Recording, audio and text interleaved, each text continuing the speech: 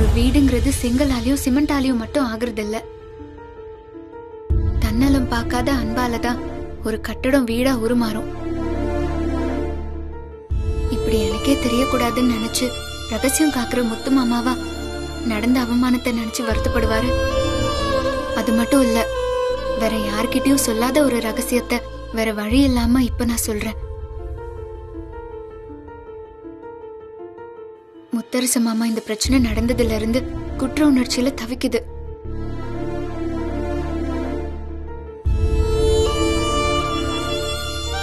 என்ன குற்ற உணர்ச்சி? சின்ன மாமா விஷயம்தான். மருது இப்படி எல்லாம் நடந்துக்கிறாருன்னா அதுக்கு நான் தான் காரணம்னு முத்து மாமா புலம்புச்சு. என்ன சொல்ற வெண்ணிலா? இவர் புத்தி தப்பா இருக்கிறதுக்கு முத்து மாமா எந்த விதத்துல பொறுப்பாக முடியும்? அதானே எதுக்கு அண்ணன் வருத்தப்படுறாரு? முத்து மாமாக்கு எப்படியாவது இந்த சொத்தை நல்லபடியா உங்க எல்லாருக்கும் பிரிச்சு கொடுக்கணுங்கிறது தான் ரொம்ப நாள் ஆசை.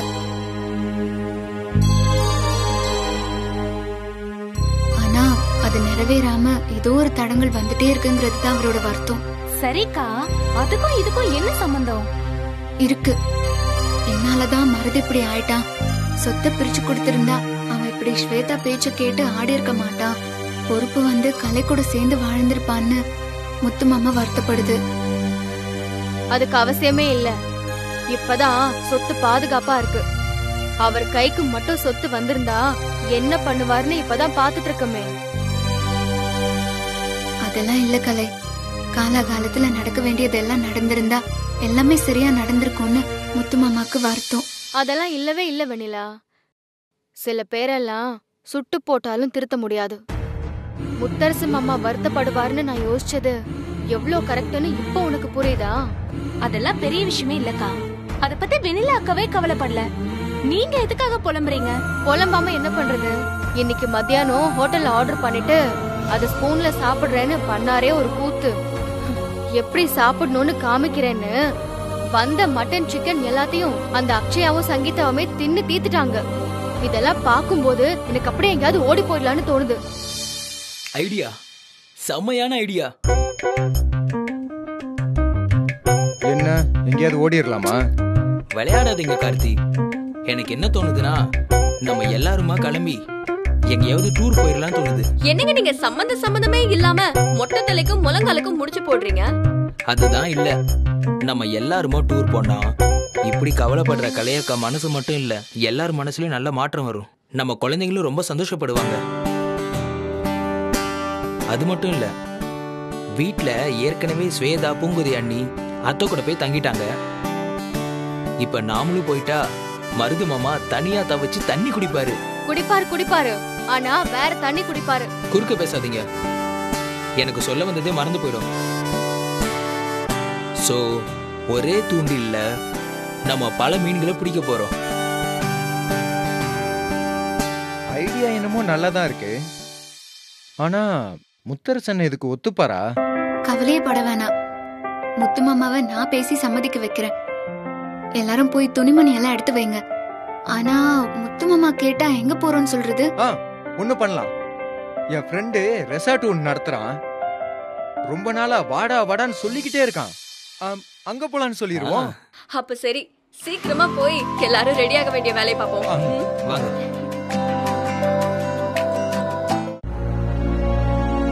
எதையோ பேசி கடைசியில என்னமோ நடக்குது. ஆனா எனக்கும் இதுல ஒரு வருத்தம் இருக்கு. எல்லாரும் குடும்பமா போகும்போது நீ மட்டும் தனியா வர மாதிரி ஒரு நிலைமை. ஆனா இது கண்டிப்பா மாறும் கலை. அதுக்கான முன்னோட்டம் தான் நாம இப்ப போக போற டூர். சரி போய் கிளம்பு.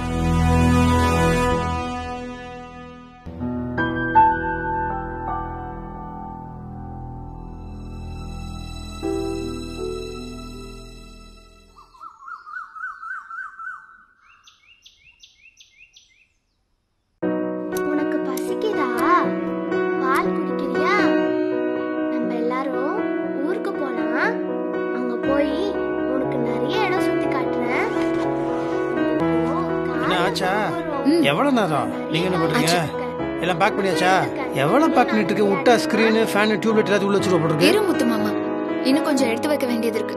நீ டக்குன்னு சட்டையை போட்டுக்கிட்டு வேட்டியை கட்டிக்கிட்டு கிளம்பிட்ட. நான் உங்க எல்லாருக்கும் எல்லாத்தையும் எடுத்து வைக்க வேண்டாமா? நீ மட்டுமா? எனக்கு 3 குழந்தைங்க இருக்குல்ல, அவங்களுக்கு தேவையானது எல்லாத்தையும் எடுத்து வைக்கணும்ல. எத்தனை துணி எடுத்து வைப்ப? வீட்டுல இருக்க எல்லாத்தையும் எடுத்து வந்துருவா போல இருக்கு.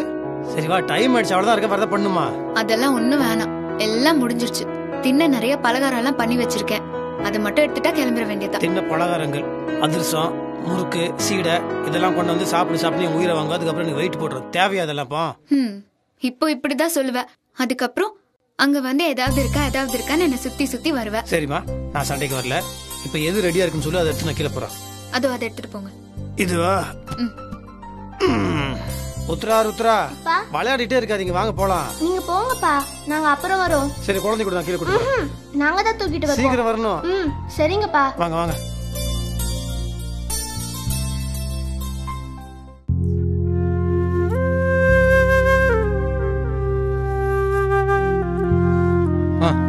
போலாமா? என்ன மேடம், இன்னும் பழைய மூட் அவுட்ல இருந்து வெளியில வரல போல இருக்கு. சேச்சே, அதெல்லாம் ஒண்ணும் இல்ல கார்த்தி. இங்க பாரு சிம்ரன், அது இதுன்னு மனசை போட்டு குழப்பிக்காத. நம்ம போறோம், தெளிவா ஜாலியா 5 நாளை ஸ்பெண்ட் பண்றோம். ஓகே? அதுக்கப்புறம் நீ நினைச்ச விஷயம் அது மொத்தமும் போய் நமக்கும் நல்லது நடக்கும்னு கார்த்தி நிரூபிக்க போறாரு. ஒருவேளை அந்த 5 நாள் முடிஞ்சு வரும்போதே நம்ம நல்ல செய்தியோட வந்தாலும் ஆச்சரியப்படுறதுக்கு இல்ல. சிப்பு, நாம போறதே கலையக்காக்காக தான். தப்பா சொல்ற. கலையன்னிக்காக மட்டும் இல்ல, முத்தண்ணனுக்கு இருக்கிற மனக்குழப்பத்தை தீர்த்து வைக்கவும் போறோம். ஏதோ ஒண்ணு நடந்தா சரி.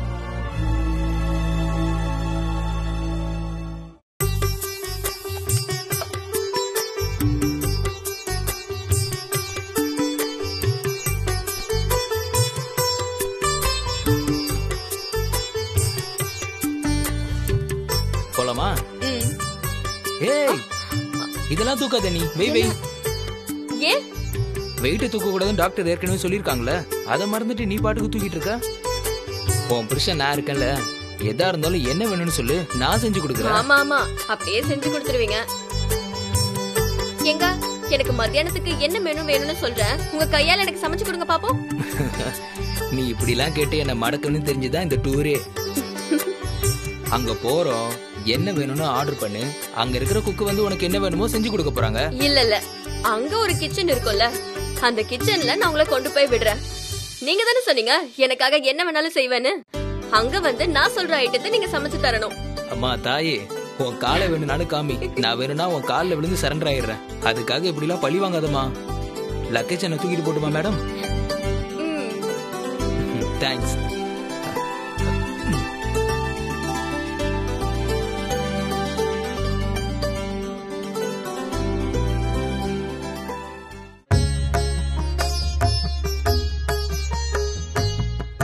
ரெடியா? வாங்க வாங்க.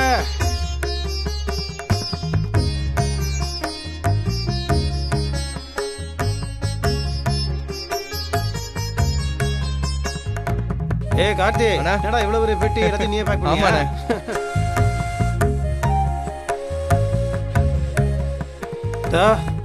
மாப்பிள்ள சிங்கம் எல்லாத்தையும் பேக் பண்ணிட்டு வர்றாரு. பேக்ல இருக்குது ஜனனி ட்ரெஸ். எவ்வளவு நேரம் மேக்கப் போடுவாங்க? டைம் ஆகுதுல. தப்பா சொல்லாதீங்க, நான் ரெடியா இருக்கேன். நீ without makeup ready, with makeup ஆளுங்களை காணுமே. சரி, நீ அவங்களை கூப்பிட்டு பார்க்கலாம். வெண்ணிலா, வந்துட்டேன்.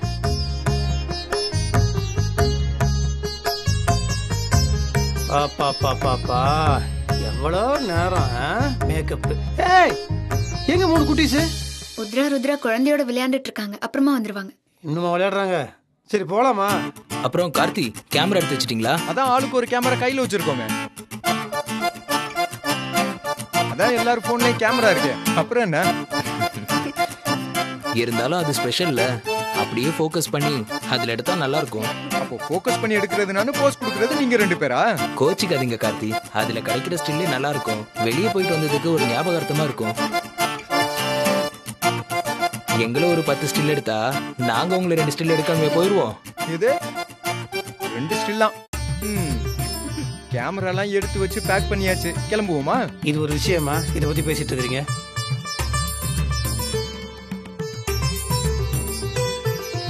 ருத்ரா, சீக்கிரமா பொன்மகளை கூட்டிட்டு வாங்க. சரிங்கம்மா.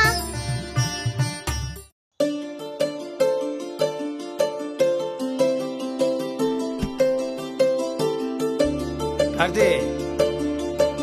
ஏய் அண்ணா என்னடா இன்னும் வண்டியே வரல, சொல்லிட்டியா?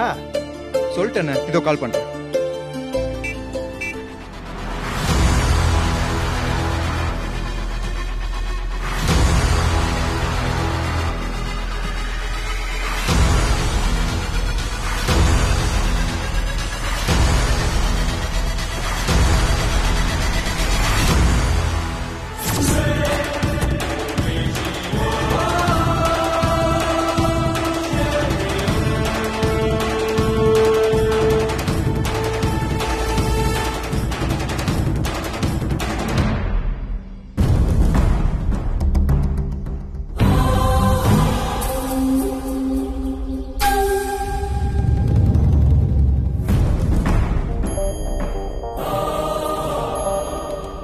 அப்புறம் என்ன மொத்தமா எல்லாரும் எங்கேயும் கிளம்பிட்டீங்க போல இருக்க.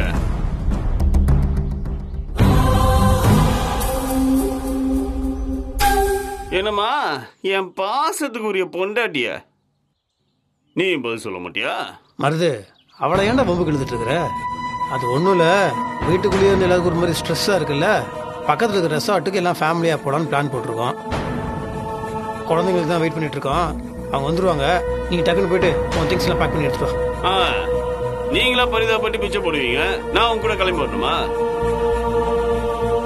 அதுவும் மொத்தமா எல்லா திங்ஸையும் பேக் பண்ணி கொண்டு வந்து வச்சுக்கிட்டு நான் எதிரில வந்ததுக்கு அப்புறம் வேண்டாம் வெறுப்ப என்ன கூப்பிடுறீங்க. அப்படிலாம் இல்லடா, நீ இதுக்கிட்ட தப்பா புரிஞ்சுட்டு இருக்கிற. புரியுதுண்ணா, புரியுது. நான் வரணும்னு என்ன இருந்தா முதல்ல என்கிட்ட சொல்லிருப்பீங்களா? கடைசி நேரத்தில் கூப்பிட்டா என்ன கழட்டி விட்டுட்டு போக முடியும்?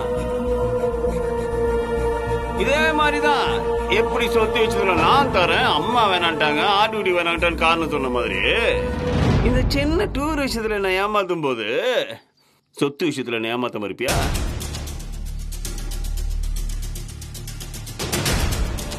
டேய் கிறுக்கா, நான் எதை பத்தி பேசுறேன், நீ என்ன பேசிட்டு இருக்கிற?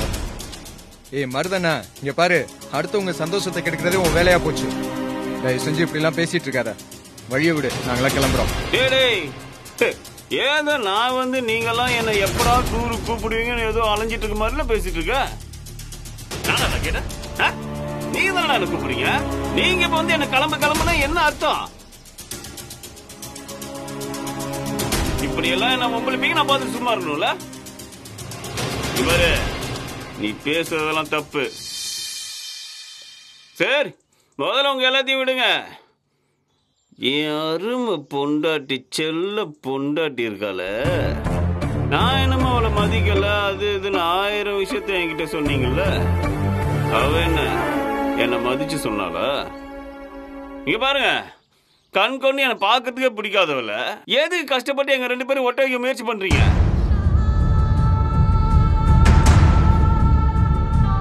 வீட்டுக்குள்ள எல்லாரும் சேர்ந்து அவ்வளவு நாடகம் போட்டீங்கல்ல, அது நாடகம்னே தெரியாம அதை நம்பி நான் பைத்தியக்காரன் நின்னல, எல்லாரும் அது வேடிக்கை தானே பார்த்துட்டு இருந்தீங்க.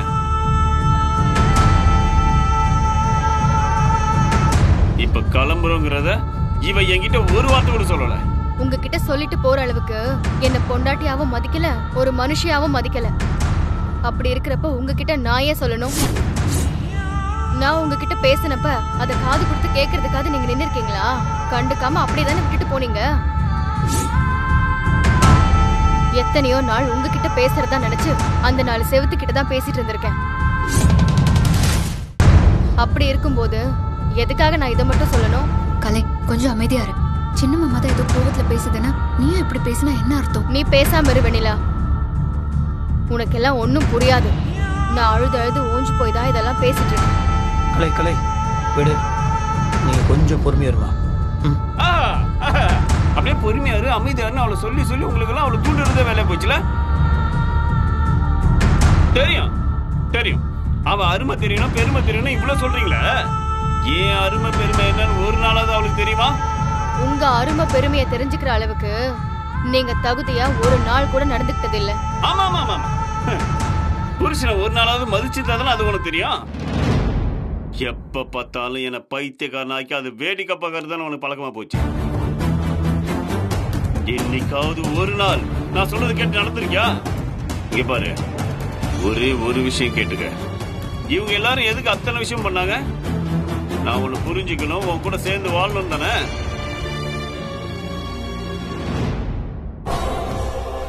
அதுக்கு இப்ப நேரம் வந்துருச்சுன்னு நினைக்கிறேன். என்ன நீ மதிக்கிறதா இருந்தா இந்த வீட்டுல இருக்கணும், இல்ல ஒரே அடியா எங்கேயாவது கிளம்பி.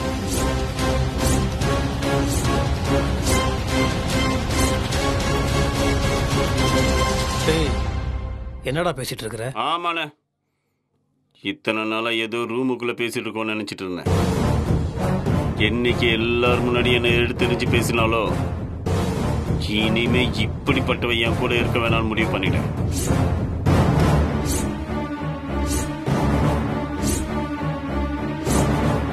எனக்கு 1000 வேலை இருக்கு, நின்னு பேசுறதுக்கு கூட டைம் இல்ல. நீ நின்று பேசு, உட்காந்து பேசு, நான் படுத்துட்டு கூட பேசு, அதை பத்தி எனக்கு பிரச்சனை கிடையாது. கேனத்தனமா அதை வைக்கிற இதை வைக்கிறேன்னா நீ படுற அழிச்சாட்டத்தில் நாங்கள் பொறுத்துட்டு தான் இருக்கிறோம். எதுக்காக? நீ நல்லா இருந்தா எங்களுக்கு சந்தோஷம். கட்டின பொண்டாட்டியை வீட்டு விட்டு போனோம் அது இதுன்னு பேசிட்டு இருக்கிற திமுறா? ஏன்டா நீங்க 2 பேரும் நல்லா இருக்கணும்டா, அதான் எங்களோட ஆசை.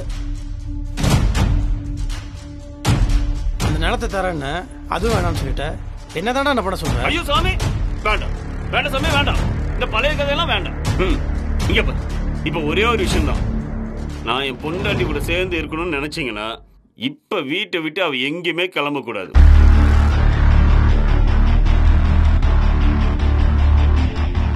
ஒருவேளை நான் கிளம்பிதான் அவன் முடிவு எடுத்தான்னா எல்லாத்தையும் முடிச்சுக்கிறேன்னு ஒரு பேப்பர்ல கையெழுத்து போட்டுட்டு அப்புறமா கிளம்ப சொல்லு.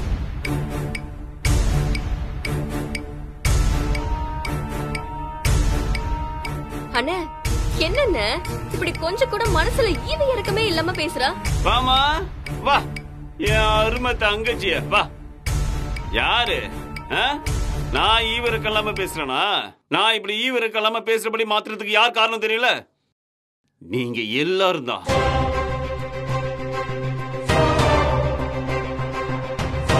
நான் ஒரு சட்டை இல்லாம இந்த வீடு முழுக்க அலைஞ்சனே. அப்ப உன் புருஷன் சட்டை கொடுக்கறேன்னு சொன்னப்ப நீ என்ன சொன்ன? சட்டை கொடுக்க கூடாது அதுன்னு சொன்னல.